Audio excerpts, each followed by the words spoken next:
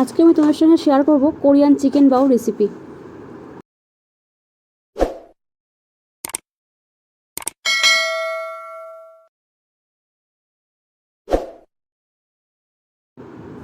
নিয়ে নেব পরিমাণ মতন ময়দা,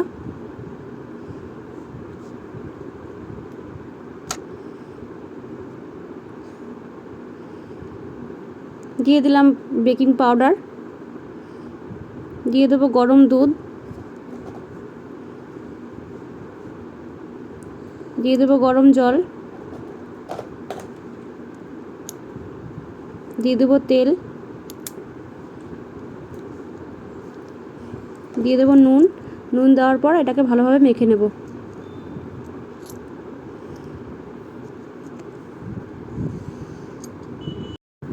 এদিকে চিকেনটা আমি মেখে নেব।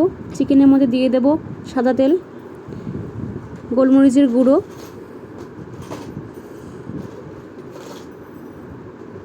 দিয়ে দেবো কর্নফ্লাওয়ার।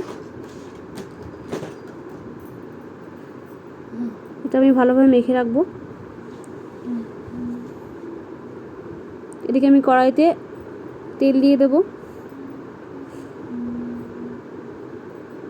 চিকেনগুলোকে একটা একটা করে ভেজে নেব। তো চিকেনগুলো আমার ভাজা হয়ে গেছে, চিকেনগুলো তুলে নিচ্ছে একটা পাত্রে। তো ওই তেলেই দিয়ে দেবো রসুন কুচি। রসুনটাকে ভালোভাবে নাড়াচাড়া দিয়ে দেবো হালকা গরম জল।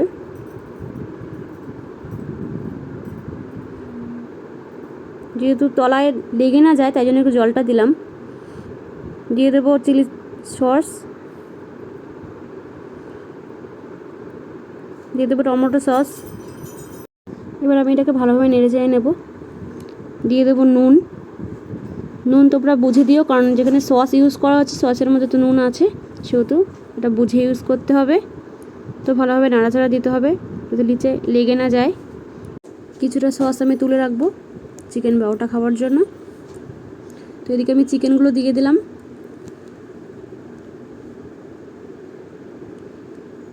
চিকেনটা নাড়াচাড়া দিয়ে কিন্তু কিছুক্ষণ ঢেকে রাখতে হবে। এদিকে আমি ময়দা যে মেখে রেখেছিলাম সেটাকে আমি তৈরি করে নিচ্ছি, বাউগুলো তৈরি করে নিচ্ছি। তো আমি এবার ছুরির সাহায্যে এগুলোকে কেটে নেব। তোমরা পারলে হাত দিয়েও করতে পারো, তো আমি ছুরি আছে, ছুরির সাহায্যে কেটে নিচ্ছি।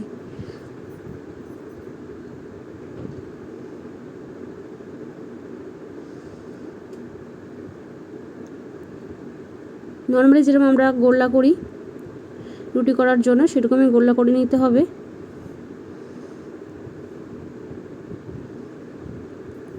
তো আমি এরকম করে সবগুলো গোল্লা করে নিয়েছি আর এইভাবে বেলে দিতে হবে।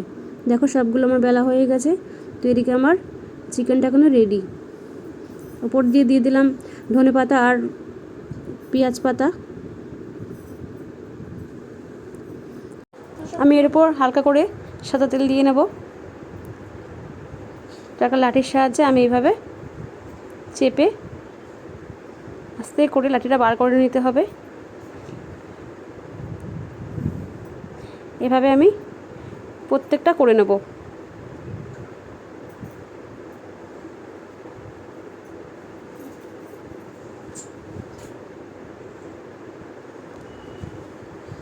তো আমি করে নেওয়ার পরে আমি 5 মিনিট রেখে দেবো।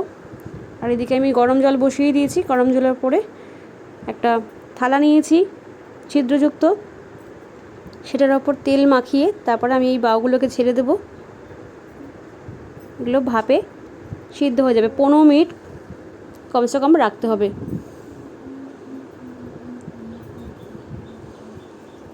দেখো 15 মিনিট পর দেখাচ্ছি, এইভাবে এই হয়েছে আমার বাউ রেডি। এর ভেতরে চিকেন দিয়ে সাজিয়ে আমি এগুলোকে পরিবেশন করব।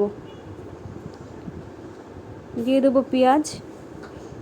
তোমরা চাইলে শসাও দিতে পারো, তো যেহেতু আমার কাছে শসা ছিল না তো আমি সেখানে পেঁয়াজ আর ধনেপাতা দিয়েছি।